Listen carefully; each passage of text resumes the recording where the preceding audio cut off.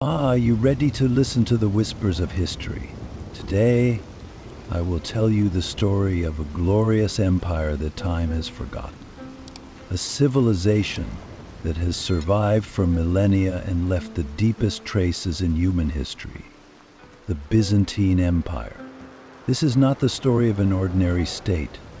Byzantium, once called Eastern Rome, but referred to by some as God's kingdom on earth, was a bridge between East and West, between old and new, from the pagan world to the Christian world. While the golden domes of Constantinople rise defiantly into the sky, behind the walls of this city there have been both glorious victories and heartbreaking collapses throughout the ages. This empire, with a story in every stone and a secret hidden in every corner, was shaken by the raids of the barbarians, but it did not give up. It was destroyed by the treachery of the Crusaders, but it was reborn. This is the essence of Byzantium: endless resistance and the will to rise from the ashes every time. But dear listeners, Byzantium is not just a story of geography or a throne. It is a story of people, ideals, and beliefs. From the construction of the Hagia Sophia, admired even by its enemies, to the struggles for the throne, where emperors sometimes ruled as sages and sometimes as tyrants. This story will take us away. Now I ask you, how did this 1,000-year saga begin? As the glory of Rome faded away, how did this unique empire rise from its ashes? Let's rewind time and discover the first lines of this legend together. Chutna lachesis minret protopentis gatesayere ex extensicat simpli. Ah, dear friends, every great story begins with a turning point, and our story unfolds at just such a juncture. The Roman Empire, even its very name, carries an echo of splendor and might in one's mind, doesn't it? But nothing lasts forever. Even one of the greatest empires in history eventually becomes unable to maintain its borders and power. Today I will tell you about the fall of Rome and the birth of a star that rose out of this collapse. Eastern Rome. By the end of the 3rd century, Rome was crumbling under its own weight. Its borders had expanded so much that it was impossible to govern. In the west, barbarian tribes were raiding from beyond the Rhine and Danube rivers. In the east, the Persian Empire coveted Roman territory. This double threat left the empire with an administrative crisis.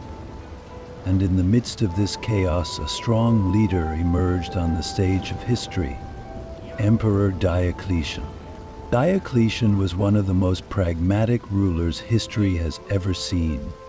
He realized that Rome was too big to be ruled under a single throne. So in 285, he took the bold decision to divide the empire in two: Western Rome and Eastern Rome. Each was to be headed by an Augustus, the senior emperor.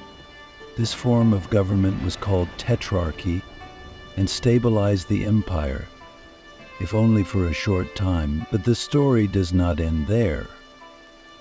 For Diocletian's plans were only the beginning. Eastern Rome was less affected by the chaos in the west. Nicomedia, chosen as the capital, was close to the riches and trade routes of the east. The eastern lands were more urbanized, the economy stronger, and the people more loyal. Therefore, the eastern part of the empire became more powerful over time. But the real turning point came in 330, when Emperor Constantine ascended to the throne. Constantine was perhaps one of the most influential leaders in Roman history. This leader, who planted the seeds of Christianity on the old pagan beliefs and gave Rome a new identity, would take Eastern Rome to a whole new level. Constantine decided to build a new capital to revive Rome's former glory. Constantinople, strategically located on the banks of the Bosphorus. This city would change the fate not only of Rome, but of the whole world. Rising on the ruins of the ancient city of Byzantium, Constantinople was called New Rome, and in time became the heart of Eastern Rome. But, dear listeners, how did this division change the balance of power within the empire? How did Eastern Rome become the center of civilization, while Western Rome was crushed by barbarian raids? And how did Constantine's legacy shape the future of the empire?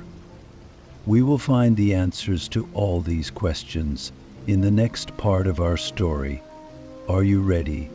Because our journey to the golden age of Constantinople is just beginning. My fellow history lovers, here we are, on the threshold of one of those magical moments in history. A leader, an emperor, and a visionary whose name echoes through the ages, Constantine I.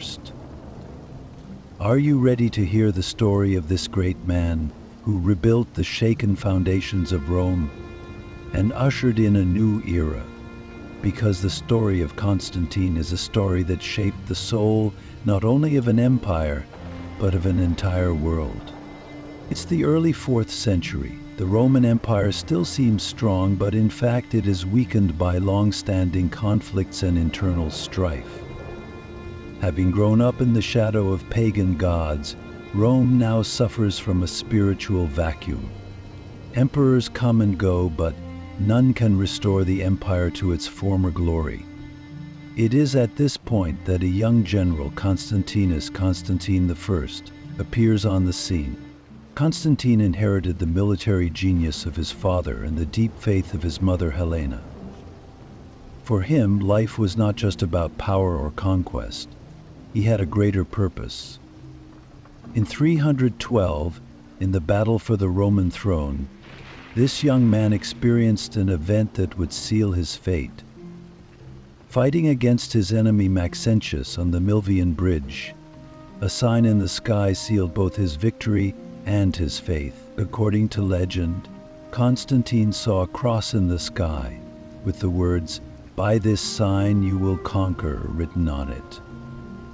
This was the moment that began Rome's break with its pagan past and the rise of Christianity as the imperial religion. There are none, however, many true stories. Recorded histories reveal a number of accurate tales from the mythologies of the Christian Church. After his victory, Constantine became the first Roman emperor to convert to Christianity. But it was not just his personal faith. It was part of his desire to rebuild the soul of the empire. He believed that a single God could bring unity instead of the fragmented pantheon of pagan gods. Therefore, he decided to leave Rome as an obsolete and weakened capital. The future of the empire needed a new center, a city that was stronger, more robust, and reflected the spirit of the new era. His chosen location was an ancient Greek colony called Byzantium. Strategically located on the edge of the Bosphorus, at the meeting point of Europe and Asia, it was the perfect starting point for Constantine's vision. But Byzantium was more than just a city. In Constantine's hands, it would become a new imperial capital. Construction had begun. Large squares, majestic walls, monumental buildings, and of course a huge hippodrome were built. The city was blessed with a new name, Constantinople. This city, known as New Rome, was now the heart of the Eastern Roman Empire and the new center of the Christian world. But Constantine's attachment to Constantinople was not only strategic. He saw the city as a symbol of a new era. Churches replaced pagan temples. The Holy Spirit of Christianity was engraved on the city's stones and roads. The most magnificent building in the city was Hagia Sophia, a place of worship symbolizing God's kingdom on earth. Constantine was building the future, combining the power of Rome and the faith of Christianity. But did Constantine's grand vision only build a city, or did it lay the foundations of a civilization? Would Constantinople remain only the capital of Eastern Rome, or would it become a center of culture, commerce, and faith envied by the whole world? We will discover the answers to these questions and the golden age of Constantinople in the next part of our story. Are you ready? Because this great story is just beginning. My dear friends, let me now take you to another turning point, that great moment when one emperor changed the faith and identity of an entire civilization. In the depths of time, a new sun was rising in the skies of the Roman Empire, Christianity. And it was the Emperor Theodosius who spread the light of this sun across the empire. He was not only a leader, he was the defender of a faith and the terminator of the old order. It all began in the spirit of the Roman Empire, which for centuries was steeped in polytheistic religions. The pillars of pagan temples overflowed with echoes of myths and rituals. But this was slowly changing. This transformation, which began with Constantine's conversion to Christianity, was now irreversible. From a faith that had been practiced secretly in tiny communities a few centuries earlier, Christianity had become a powerful doctrine that spread across the empire. Theodosius would be the one to complete this transformation. When Theodosius ascended the Roman throne in the late 4th century, the empire was going through a difficult period. In addition to political and military crises, religious conflicts were raging. Where pagan beliefs were still strong, Christians were ostracized and in some areas even persecuted. On the other hand, within Christianity itself, divisions were growing between different sects. The empire was struggling to unite not only its territory, but also its soul. At this point, Theodosius took a decisive step. In 380, the famous decree issued from Thessaloniki was a proclamation that echoed throughout history. With this decree, known as the Edict of Thessaloniki, Theodosius declared Christianity the official religion of the Roman Empire. From now on, Christianity would be a cornerstone, even a unifying force, shaping the spirit of the empire. But the consequences of this decision would have profound implications not only for Christians, but also for those who clung to pagan beliefs. Theodosius not only promoted Christianity, he also banned pagan beliefs. Great temples were closed, ancient rituals were banned, and the names of pagan gods fell into oblivion. The oracles of Delphi were silenced, and pagan traditions such as the Olympic Games came to an end.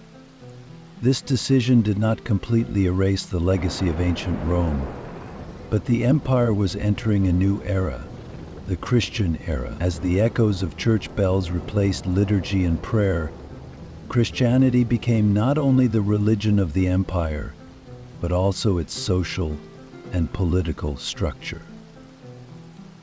Theodosius's vision shaped not only his own era, but also the future.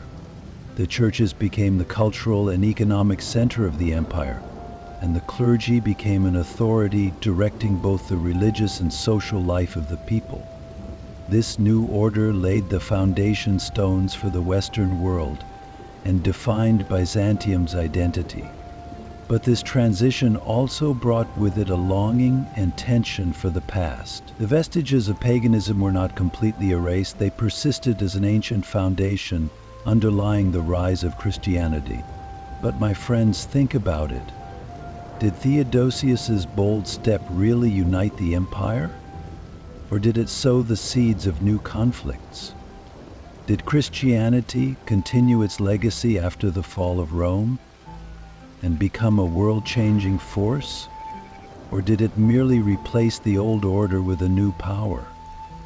We will seek answers to these questions in the Golden Age of Byzantium and in a new world shaped in the shadow of the churches. Now, wait impatiently for the next step, because history is calling us deeper and deeper. Ah, my dear friends, I will now take you back to the heyday of Byzantium, that golden age when Byzantium shone like a star on the stage of history.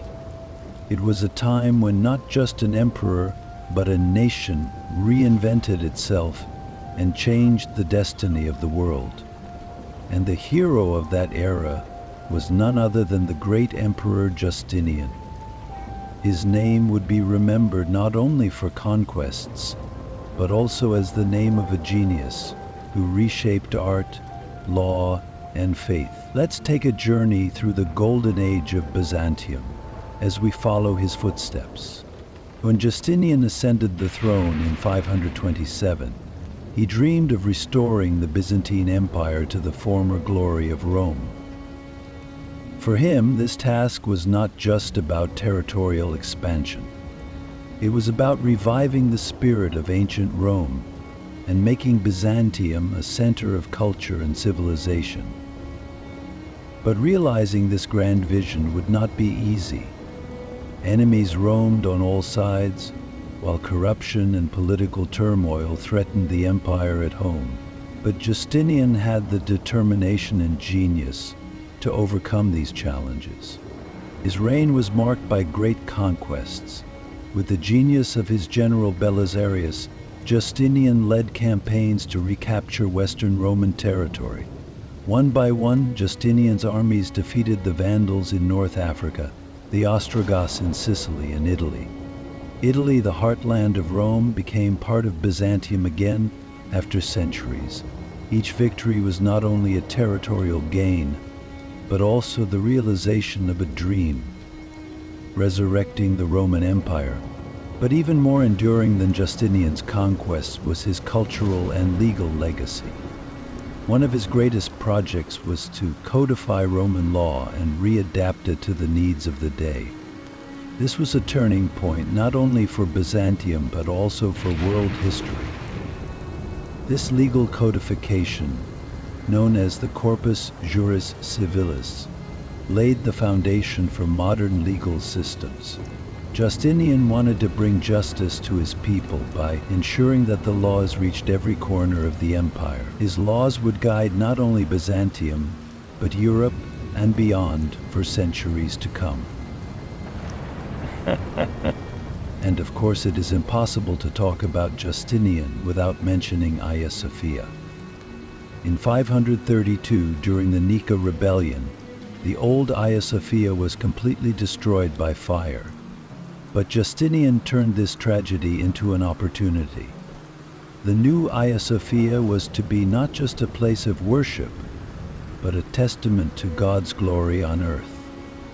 Under the direction of two genius architects, Anthemius and Isidoros, one of the most magnificent structures in human history was built. As the dome of Hagia Sophia rose, the Byzantine people looked up to the sky in awe. This magnificent structure was not only an architectural marvel, but also the culmination of a civilization. Justinian's reign is remembered as the golden age of Byzantium, but it came at a heavy price. Great conquests and massive projects depleted the treasury. The people were oppressed by heavy taxes, and internal unrest never ceased. Yet Justinian's legacy had roots that would ensure the survival of the Byzantine Empire for centuries to come. But my dear friends, would this golden age that Justinian built be enough to keep Byzantium strong forever? Or would this bright period soon give way to dark clouds? The answer to these questions is hidden in the next act of history. Get ready, because Byzantium's bumpy fate invites us on an even more fascinating journey. Ah, my friends, the lands of the East have never known peace throughout history.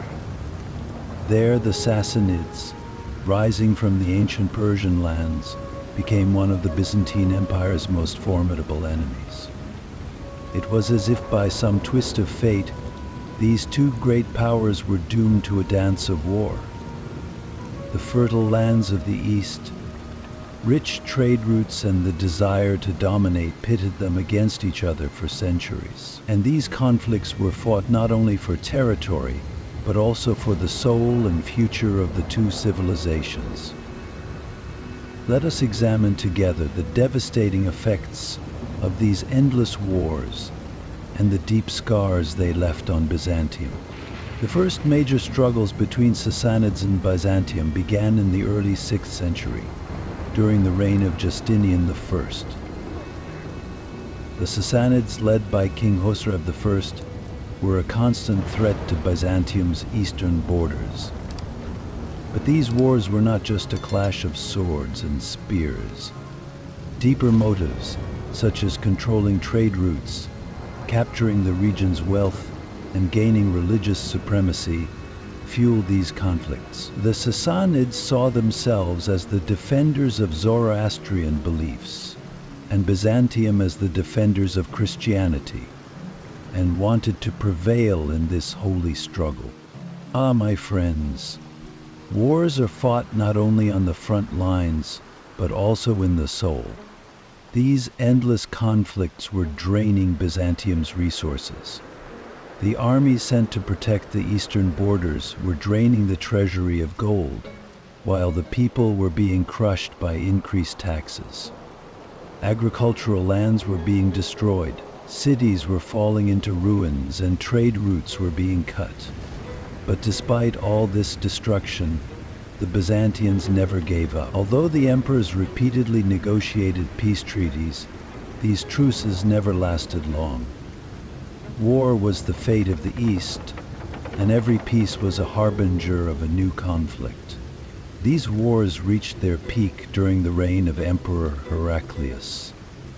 The Sassanid armies had advanced deep into Byzantine territory and captured important cities such as Antioch. Jerusalem was even sacked by the Sassanids, and the Holy Cross was even stolen. Imagine, the holy city of Jerusalem was ringing with the footsteps of a stranger. This event shattered the morale of the Byzantine people and deeply shook their faith. But Heraclius showed unforgettable leadership in the face of these difficulties. He made strategic moves like a wise man on a chessboard. He rallied his armies, mustered his courage, and organized a great campaign against the Sassanids. In the end, in that epic battle at Nineveh, the Sassanids suffered a heavy defeat. The Holy Cross was retrieved, and Heraclius returned to Jerusalem like a hero. But my friends, even this victory could not bring lasting peace. The Byzantine and Sassanid empires were so tired of fighting each other that the endless struggle had exhausted the strength of both sides. At this moment of weakness, a new power rising from the Arabian Peninsula, the Muslims, the standard bearers of Islam, would appear on the scene. But would Byzantine be able to survive against this new threat? The answer to this question is hidden in the next act of our history. Get ready, because this act will be the scene of much more difficult struggles.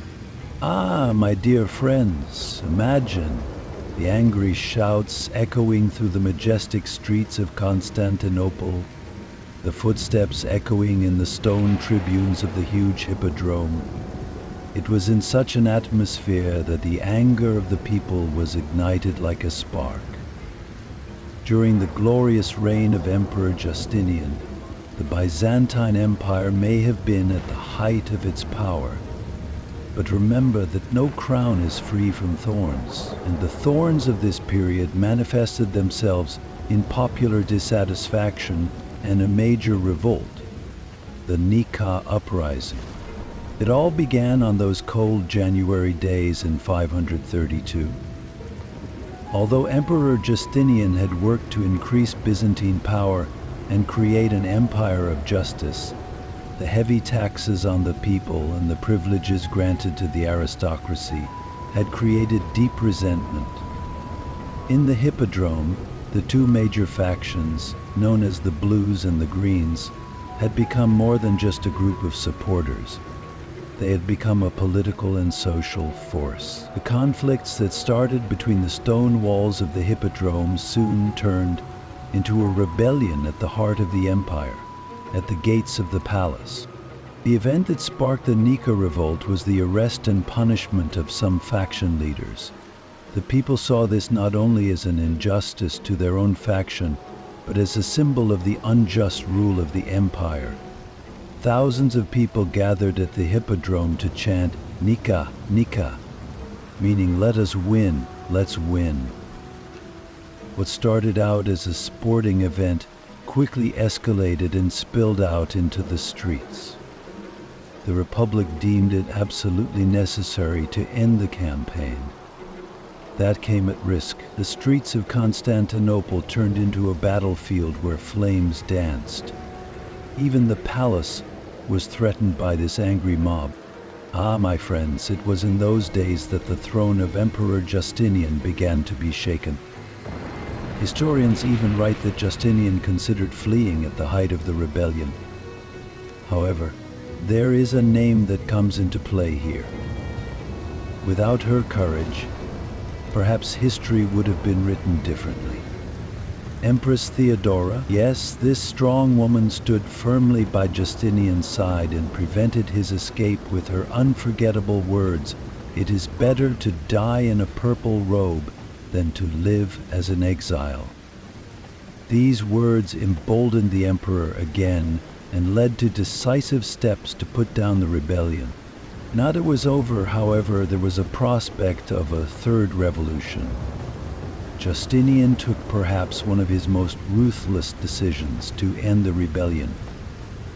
He appointed his general Belisarius to put down the uprising in the Hippodrome in a bloody way.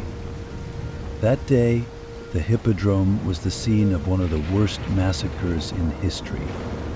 Tens of thousands of people lost their lives, but the rebellion was crushed and the authority of Justinian and Theodora was restored. But my friends, the effects of this event were not limited to that day. The Nika revolt was a painful lesson for Justinian to understand the power and anger of the people. However, this tragedy also created an opportunity to rebuild the empire. Constantinople would become a more glorious city after this fire and rebellion.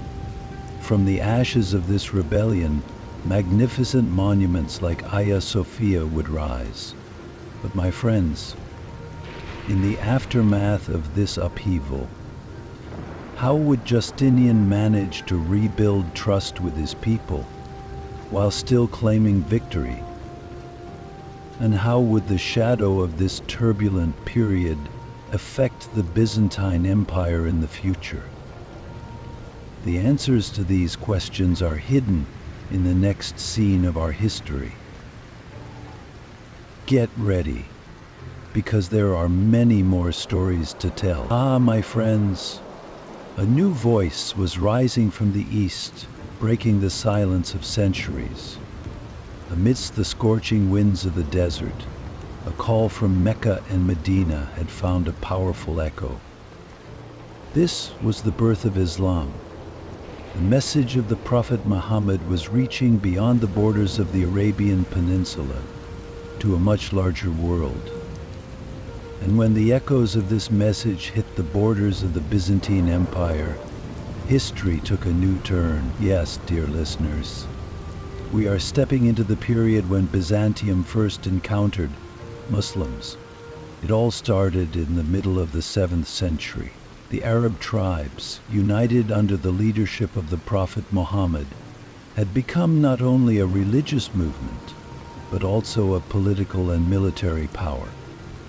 After his death, the Caliphate took this power even further, and Muslim armies began to cross borders and raid Byzantium and Sassanid territory.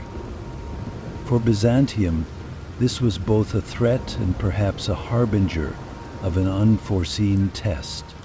The Byzantine Empire's reaction to these first encounters was both surprise and a kind of habitual resistance. For an empire that had been at war with the Sassanids to the east for centuries, it was not unfamiliar to encounter a new enemy in the borderlands. But this enemy was driven by an unusual energy and conviction. As great commanders like Khalid bin Walid led Islamic armies towards the borders of Byzantium, the conquests were not just about gaining territory. These conquests represented the rise of a new civilization. In 634, on the banks of the Yarmouk River, Byzantium and the Muslims witnessed one of their first major encounters. Yarmouk. It was the scene of a battle that echoed with the sound of swords and was etched in the history books. The Byzantine army was on a mission to protect the eastern borders of the empire. But this time, they were up against an unfamiliar enemy.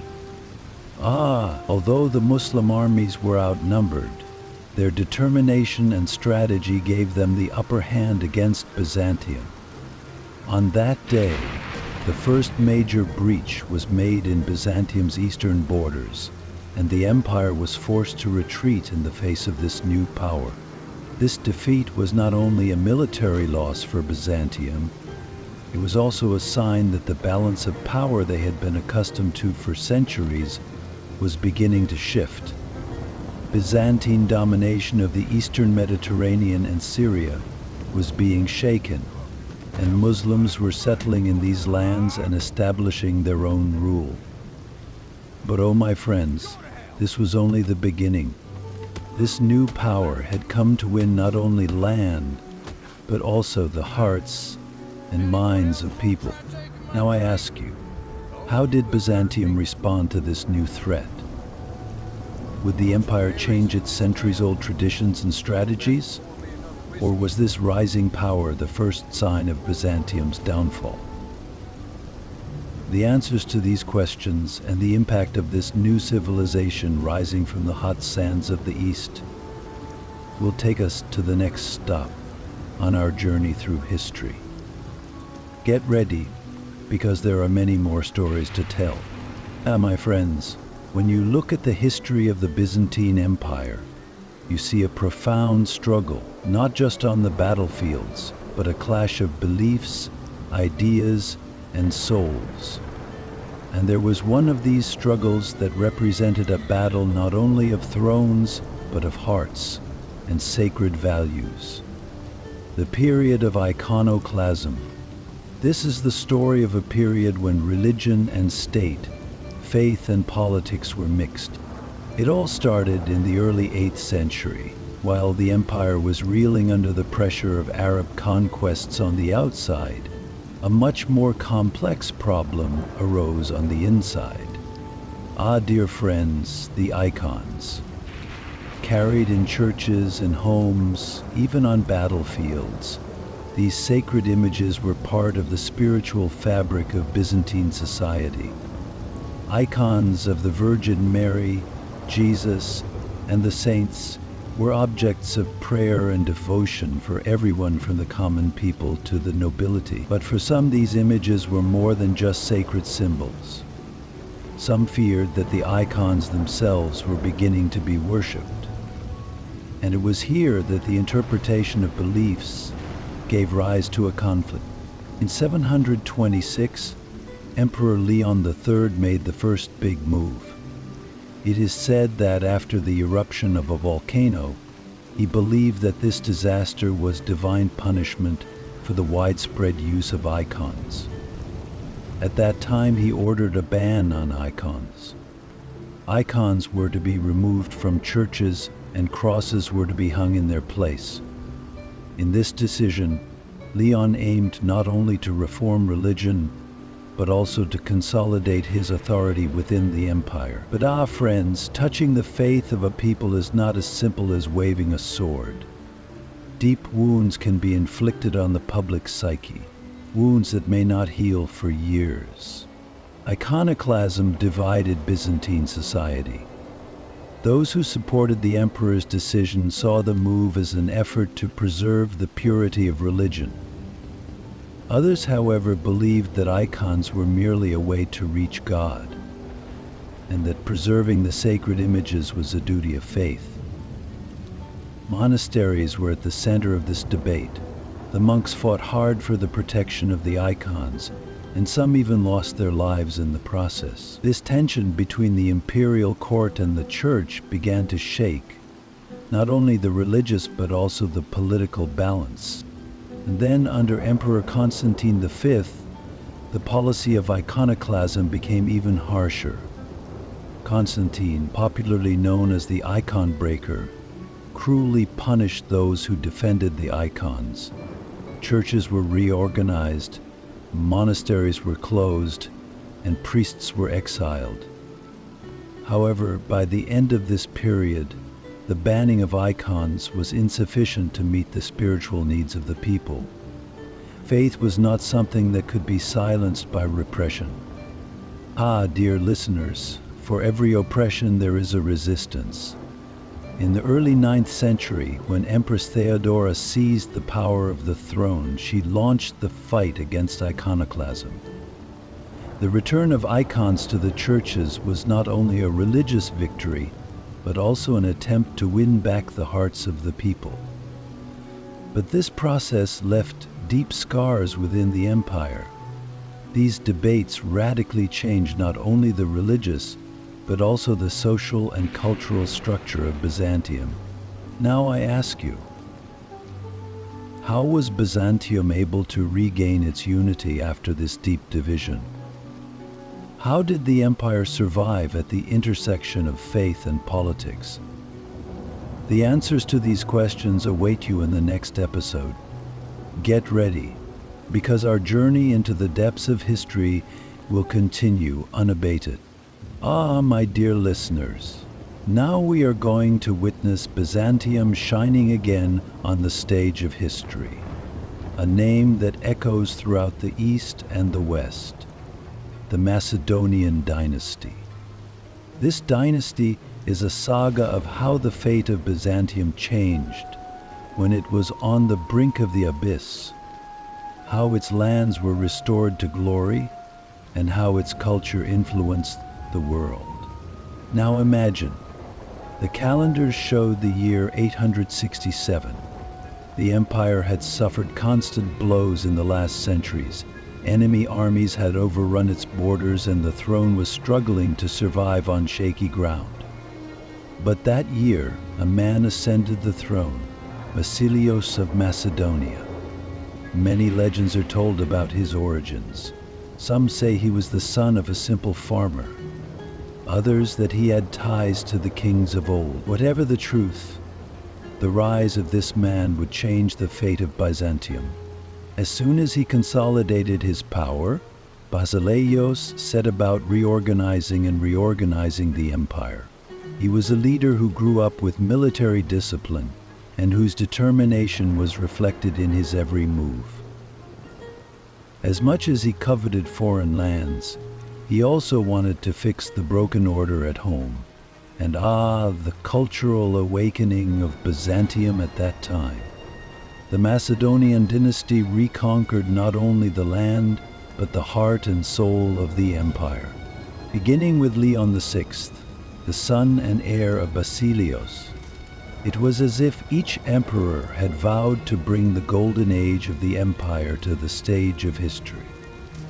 Leon VI was known as an intelligent and wise ruler, and it was not for nothing that he was called Leon the Wise. His laws and administrative reforms brought an order that resonated both within the empire and on its borders.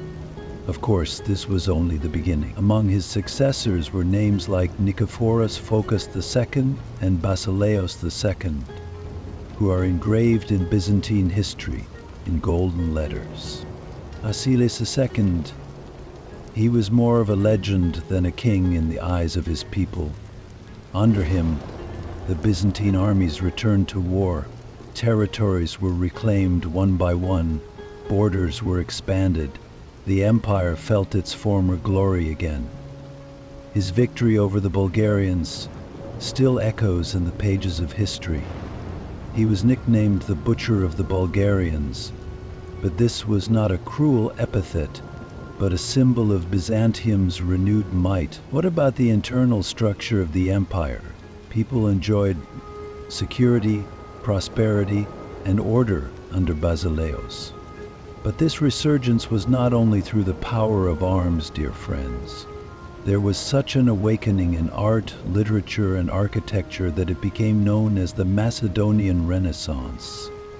The hymns echoing from beneath the dome of Hagia Sophia, the rediscovered beauty of icons, the Macedonian dynasty, was making history not only with its armies, but also with its pen, brush, and languages. Of course, behind every golden age there is also sadness. While the Macedonian dynasty gave Byzantium a new lease of life, it also showed that expanding the empire's borders came at a price. But for now, I will not dwell on this sad ending, but leave you with a question.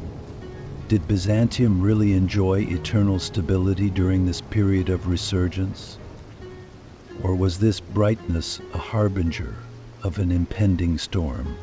Ah, my dear listeners, I am going to take us to a period of history that is darkest yet full of lessons. These are the years in which we see how Byzantium was deeply wounded beneath its golden domes that still shine in their majestic splendor, and how the alliances that this enchanting vast empire forged with its Western allies led to its own demise.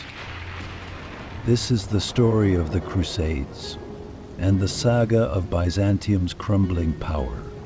Imagine then the echoes coming from Europe in 1095, the voice of Pope Urbanus II at the Council of Clermont, the cries of Deus Vult, and thousands of warriors with crosses in their hands, vowing to march towards the holy lands of the East.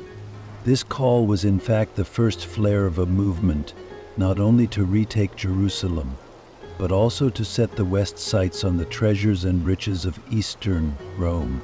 The Byzantine Emperor Alexander I Komnenos initially welcomed the Crusader armies with hope. After all, strong allies were needed to retake Anatolian lands from the Seljuk Turks. Alexius's aim was to utilize the power of these Western knights to regain the old Byzantine lands and make the empire stronger.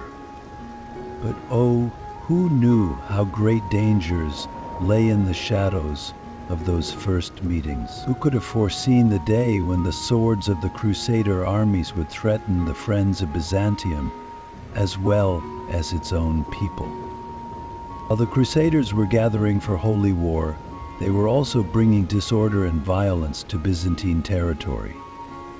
Undisciplined Crusader soldiers sometimes sacked Byzantine villages and harmed the population.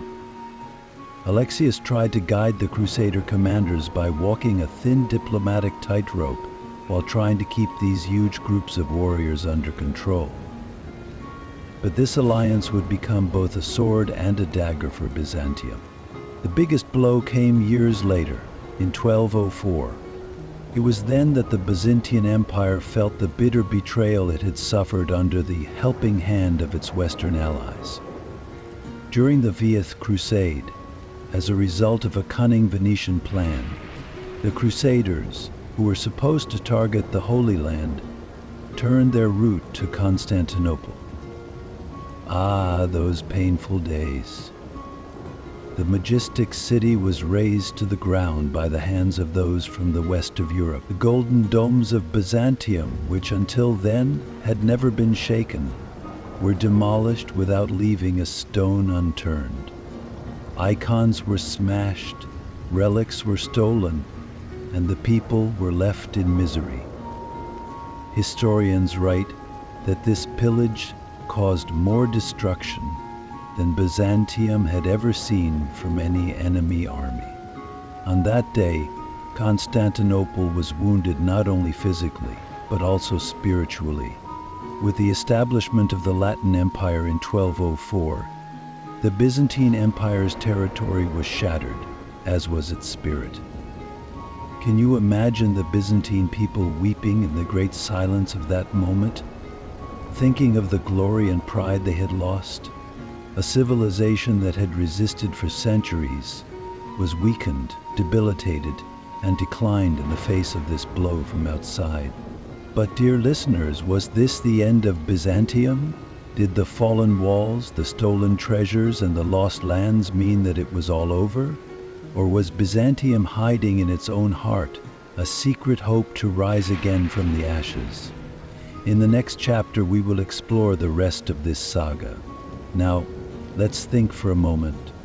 While history shows us that the shadow of betrayal always accompanies power and victory, what lessons might the Byzantine people have learned from this catastrophe?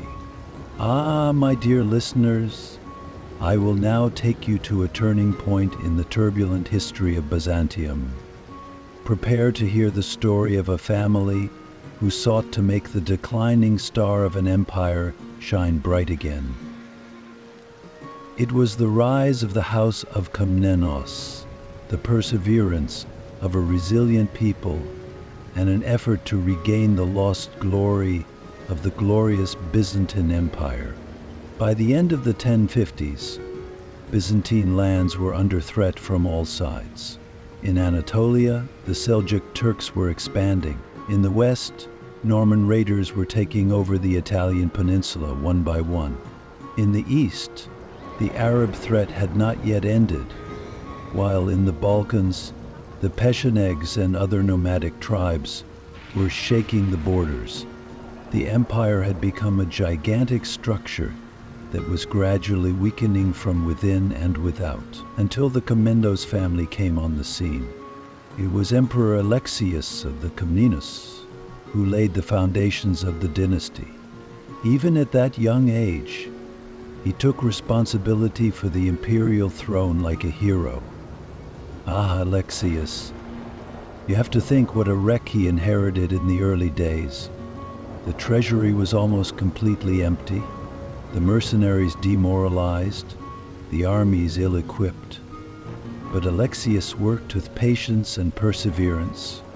His primary task was to reorganize the armies and restore Byzantium's lost military power. In order to reduce the Seljuk threat, he began to forge carefully calculated diplomatic alliances with the Crusader states in the West. Indeed, he was an emperor known for his ability to use diplomacy as sharp as a sword. But Alexius was not alone. Behind him was a strong family, a determined dynasty. The Komnenos dynasty was not only the story of a ruler, but also of a collective effort. Behind Alexius was the iron will of his mother, Anna Dalasena. Ah, Anna, perhaps one of the most determined and intelligent women history has ever seen.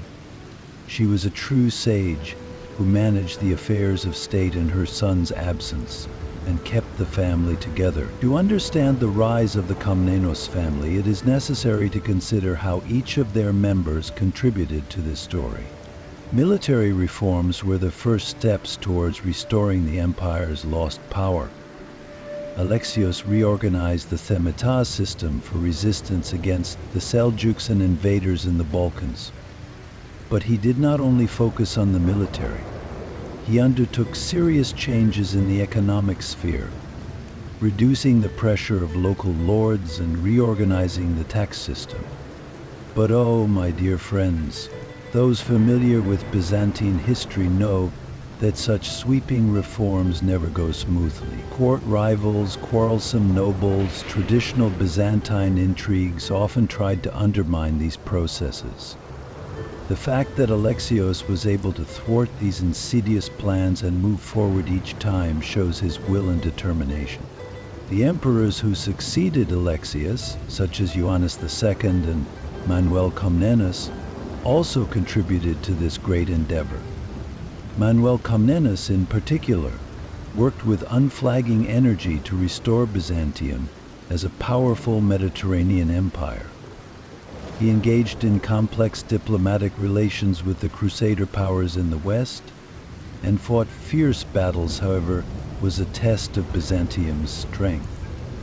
Under Manuel, Byzantium was still standing, still a great power, but at a great cost. The Comnenus family had succeeded in bringing Byzantium back from the brink of darkness. But I ask you, my dear friends, could these efforts have guaranteed the empire's everlasting glory? Or was all the struggle of the House of Comnenus only a matter of postponing the inevitable decline for a few centuries? In our next story, we will reveal the secrets behind this fascinating saga. Are you ready? My dear friends, if I had to describe one of the most painful days in Byzantine history, the fall of Constantinople and its capture by the Latins would undoubtedly come to mind. That dark year, 1204.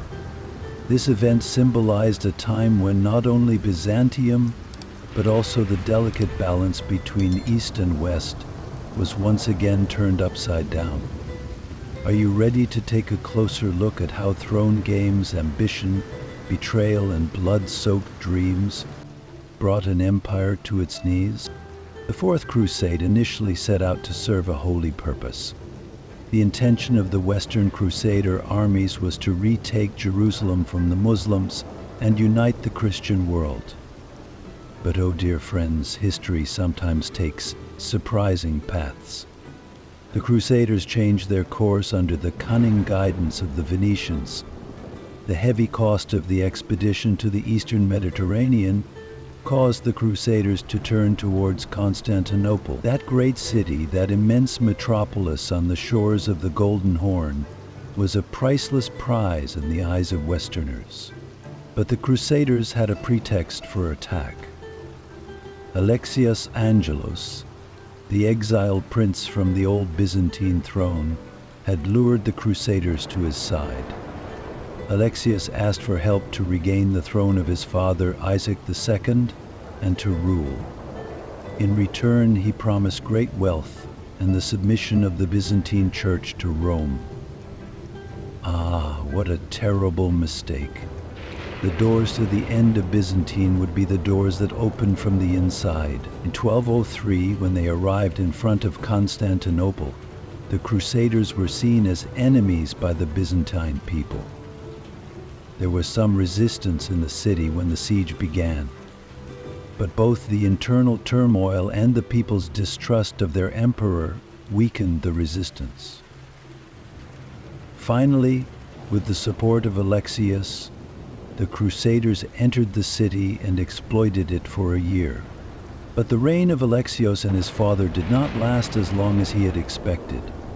The people's hatred of Alexios Angelos grew, and the streets were filled with riots. In 1204, the exasperated Crusaders decided to serve their interests alone. In April of that year, Constantinople was besieged for the second time by Western armies. This time the aim was not only to capture the city, but also to sack it, to plunder it, to break up its legend. My dear friends, I wish I were blind to see those moments. The high walls were breached, the rich palaces razed to the ground, the churches plundered. The city streets were filled with gold and jewels, but they were also stained with blood. The Crusaders sacked the city mercilessly for 3 days. Even the great Hagia Sophia was not spared. It was the Sacred Heart of Byzantium and the Orthodox Christian world. But on that day, drunken soldiers on horseback filled the altar with loot and forced the sacred doors. In Hagia Sophia, clergymen choked on their prayers, icons were smashed, and relics smuggled to the west. As the gold-plated mosaics were dismantled, even this landmark building became a symbol of plunder.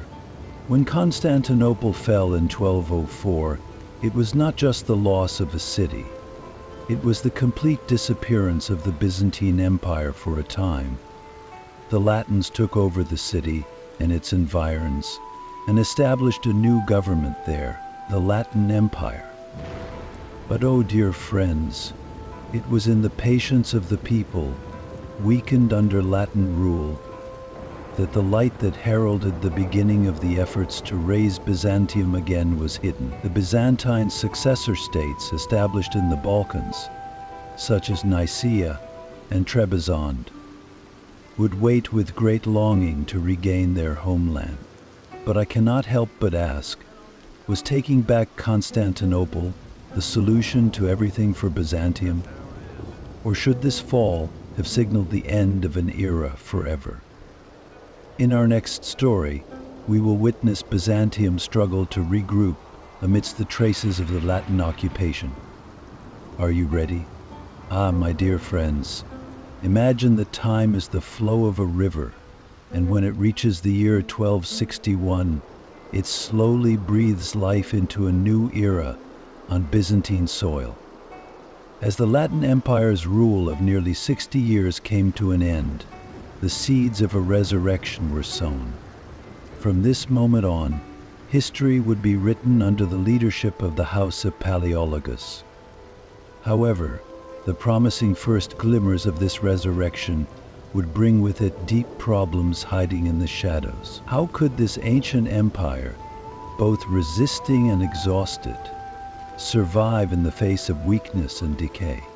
It all began in the Empire of Nicaea, which moved to restore the lost honor of Constantinople. Michael VIII Palaeologos, who sat on the throne of Nicaea, was a shrewd strategist and a shrewd statesman. His name would be written in golden letters on the fate of Byzantium.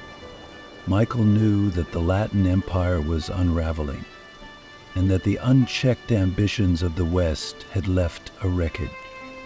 This was the turning point to recapture Constantinople. On that day, when treachery and plans collided, Byzantine forces quietly breached the city walls in the summer of 1261.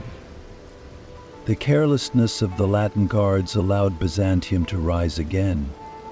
The city was perhaps more exhausted and devastated than at any time since its first fall, but history was nonetheless witnessing a turnaround. Constantinople was back in Byzantine hands, dear friends. But unfortunately, the triumphant ascension to the throne of Michael VIII was to be followed by bloody and difficult days.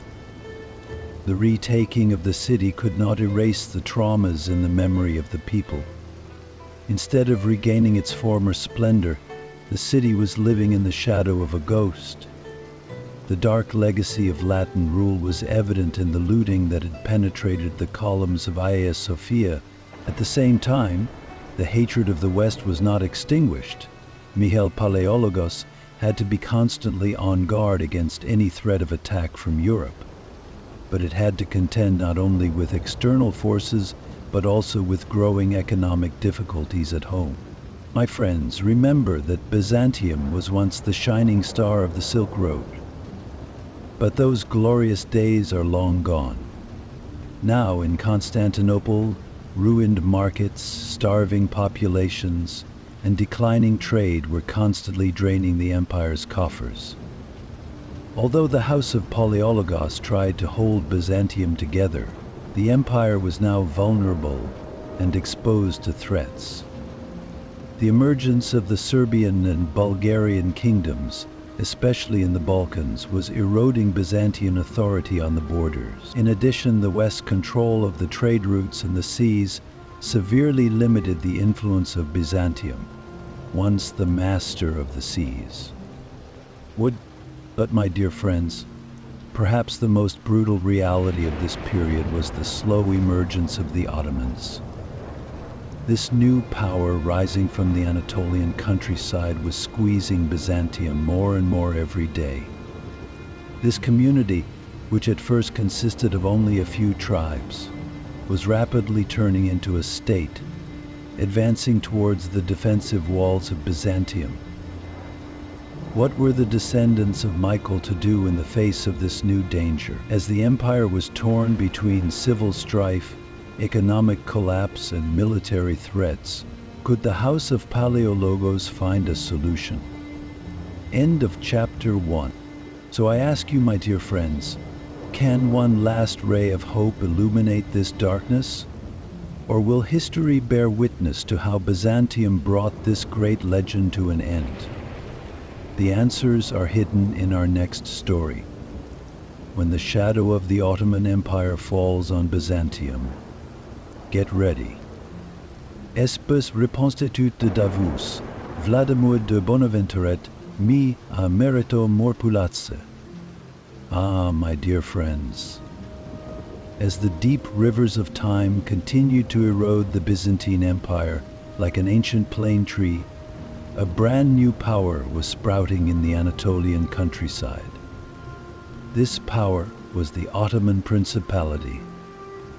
Initially not seen as a threat to Byzantium, this small principality began to grow rapidly in the turbulent political environment of Anatolia, moving step by step towards the borders of the empire. So how did such a small community become a power that changed the course of history? To understand the answer to this question, we need to look closely at the great story of the rise of the Ottoman Empire. It all started at the end of the 13th century. The first founders of the Ottomans were one of the Anatolian principalities that emerged after the collapse of the Seljuk Empire. Under the leadership of Osman Bey, they settled as a small Turkmen tribe on the Byzantine border. This was, of course, no ordinary choice of location. The Ottomans were determined to take advantage of Byzantine weakness and the vulnerability of the border villages. Osman Bey did not only employ a military strategy in capturing these villages, but also promised justice and order to win the support of the population. Compared to the weakened Byzantine administration, the Ottomans seemed more determined and organized. Especially nomadic Turkmen groups united under Osman Bey's leadership and started to grow their principalities. But the real rise came under Orhan Bey. Byzantium was now not only weak but also fragmented. While the capital Constantinople was struggling to survive, the Byzantine lands in Anatolia told a different story: confusion, despair, and abandoned cities. Orhan Bey saw an opportunity in this environment. By capturing Bursa, he not only gained territory, but also declared it the capital of the Ottomans. Bursa became both a strategic base and an economic center for the Ottomans. The city was at the crossroads of trade routes between the Balkans and Anatolia. This led to the rise of the Ottomans not only as a military power, but also as an economic power. Dear friends, while the Ottoman Empire was growing, Byzantium's borders were shrinking. The Ottomans were not only gaining territory, they were also cutting the economic arteries of Byzantium. One by one, villages and towns in Anatolia fell under Ottoman rule, leaving Byzantium in deep isolation. Inside the walls of Constantinople, emperors watched the rise of the Ottomans in dismay, realizing that their name was all that remained of the lands they had once dominated. The Ottomans' power was growing not only through military victories, but also through winning the hearts and minds of the local population. Yes, the rise of the Ottomans was a nightmare for Byzantium. And think about it, my friends. The leaders who followed Orhan Bey would further accelerate the pace of the Ottomans. The Ottomans were now looking beyond their borders and seeking a new destiny in Europe. Byzantium, on the other hand, was living the last days behind its exhausted walls. But what could Byzantium do to survive in the face of the Ottoman rise? Would they be completely buried in the pages of history? We will move on to the next episode for the answer to this question. Look forward to it, my dear friends. The course of history has never been so exciting. Ah, my friends, the breath of history is with us again. And now I will tell you the story of not just the fall of a city, but the end of an era. Constantinople, the unshakable symbol of legends, prophecies, and resistance for many years, finally met its fate in 1453. This was not just the fall of a city, but the closing of the old world and the dawn of a new era. Sultan Mehmet the Conqueror. Even his name rings like an echo in history books. Despite his young age, his wisdom and vision made him not an ordinary leader, but a conqueror.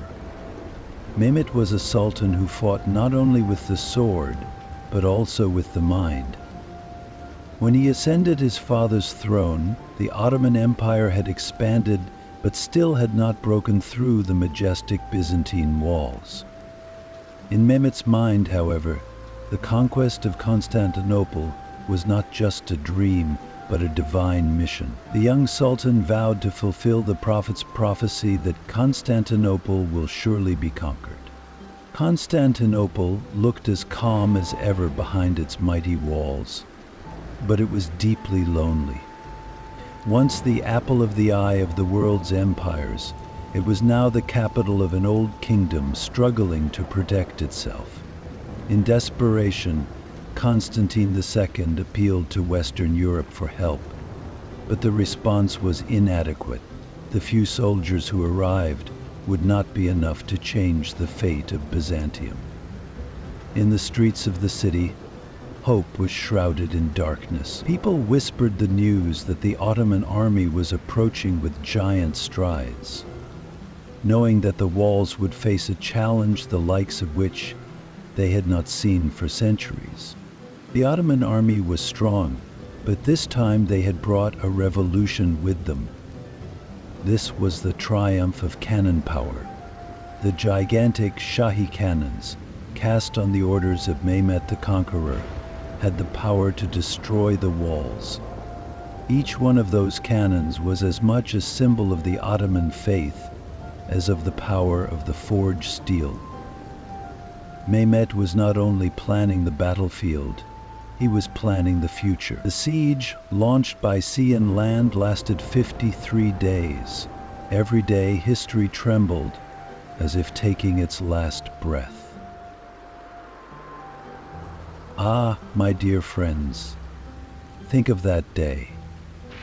On the morning of May 29, 1453, the triumphant shouts of Ottoman soldiers climbing the walls echoed off the silent walls of Constantinople for centuries.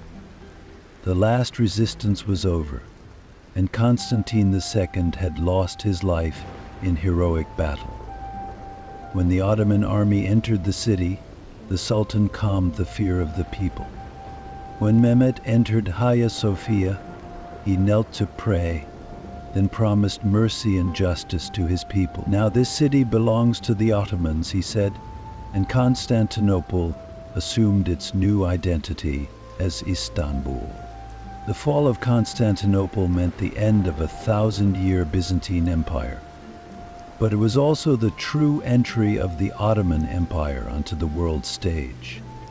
Mehmet the Conqueror was no longer just a sultan, but an era-changing leader. The old world gave way to the new, and these lands began to write new epics in history. And here, dear listeners, this legendary story comes to an end.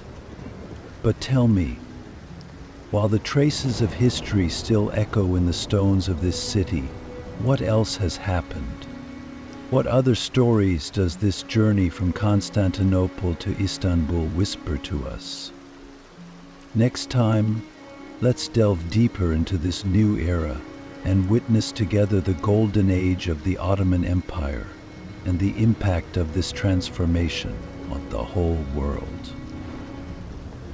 Transformation will thus be the title of a story that will remain with us for the rest of the ages, and many other generations further.